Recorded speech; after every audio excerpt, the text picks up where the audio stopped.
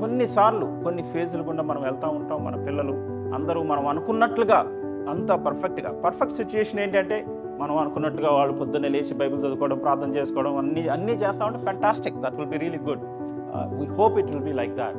కానీ it doesn't always happen like that. కొన్నిసార్లు కొంచెం అటు ఇటు అవుతుంటే కానీ but we have to be patient. కొంచెం ఓపిక పడితే ఇప్పుడు తండ్రిగా మనం చేసేది లేకపోతే ఏంటంటే మన కోసం మన తల్లిదండ్రులు చేసింది, మన తండ్రి చేసింది ఏంటంటే ప్రార్థన. మనం తప్పిపోయినప్పుడు సరిచేయడానికి వాళ్ళు చేసిన ప్రార్థన, మన మీద జాలిపడి వాళ్ళు చేసిన ప్రార్థన, మనం మంటివారమని జ్ఞాపకం చేసుకొని వాళ్ళు చేసిన ప్రార్థన, మనం బలహీనమని జ్ఞాపకం చేసుకుని వాళ్ళు మన కోసం చేసిన ప్రార్థన. ఆ విధంగా మనం కూడా ఇక్కడ ఈ లోకంలో ఇప్పుడున్నప్పుడు చేస్తూ ఉంటే దేవుడు తప్పనిసరిగా మన పిల్లల పట్ల కార్యం జరిగిస్తాడు.